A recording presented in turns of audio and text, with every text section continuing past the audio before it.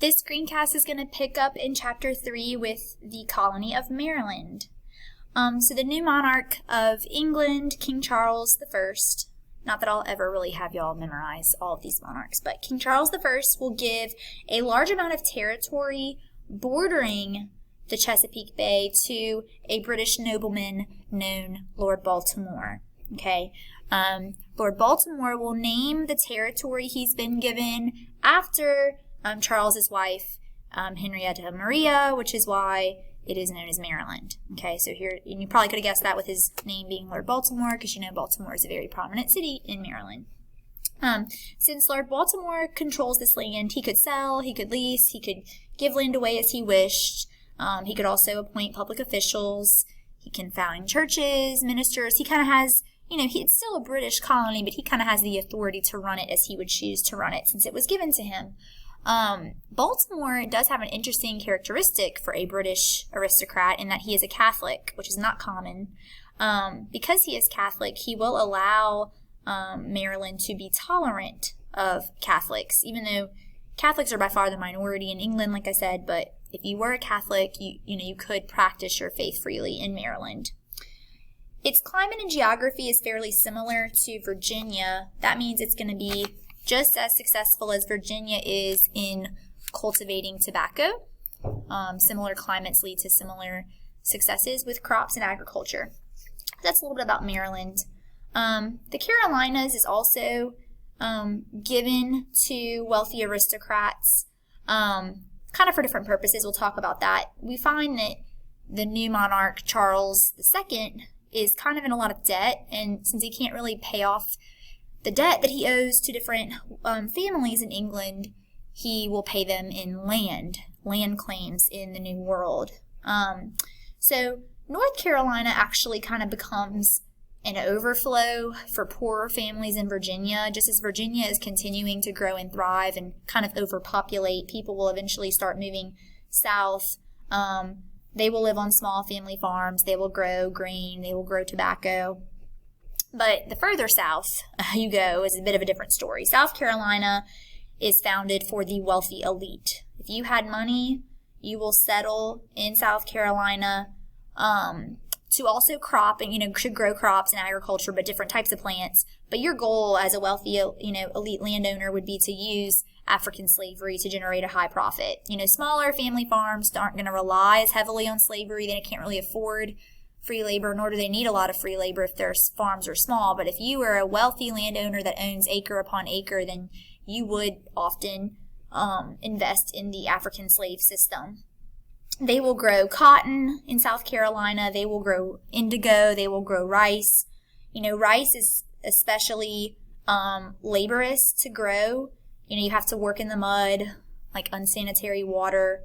Not sure if that's how rice grows, like in the fields, right? So just kind of that bad climate is going to allow for like mosquito-borne diseases to spread easily. And then just because these, items such as cotton especially and rice are in high demand, like slaves are worked very hard, overly worked, often worked to death.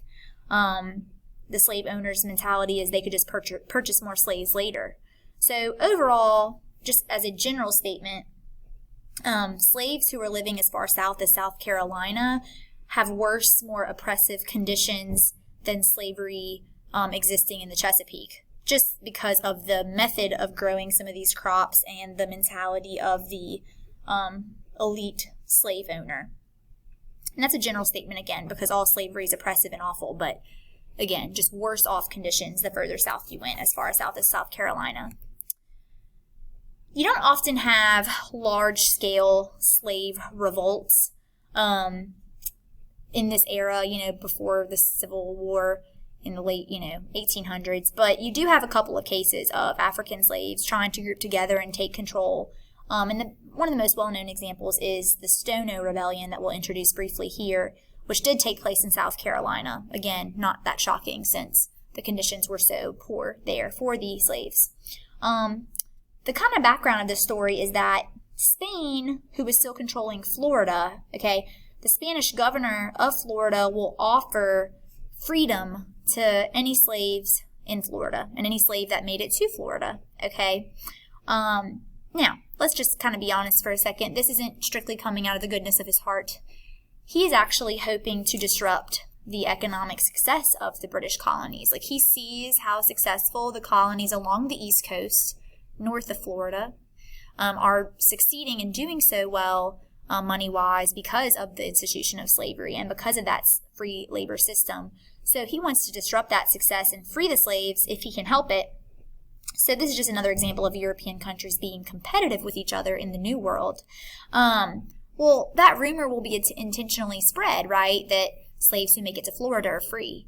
So you have slaves in South Carolina who recognize, being far south, that really there's only the territory of Georgia standing between them, and if they can make it, they would have their freedom. So a group of about 20 slaves will meet at the Stono River, which is in South Carolina, and it will grow into a much larger rebellion throughout this rebellion, just over, the time it lasted. It wasn't too long, but it does grow above 20. Essentially, the group of 20 is armed. They have weapons, other guns. They kill several white families. Their plan is to essentially march from plantation to plantation, killing families and freeing the slaves along the way, thus, increasing their numbers. And they do kill several white families. I think 20 people in total killed.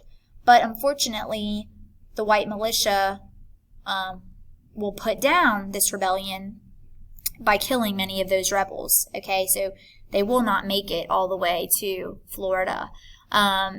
This is now sending a message of the risk that is imposed, even if you're successful in the beginning, the white militia being able to stop the African slaves kind of discourages any future rebellions from happening, because now the white landowners are going to put stricter codes, stricter rules for the slaves on them so that they could prevent a potential rebellion from happening again. Kind of forcing them to speak English so they could understand what they are saying. They couldn't plot against them, not allowing them to meet in groups. Those are just some of the examples that are going to be put on slave populations to prevent rebellions such as these from happening again. All right, we're going to stop now. And if you have any questions about this, please just save those questions for class time Monday. All right, you'll have a great weekend.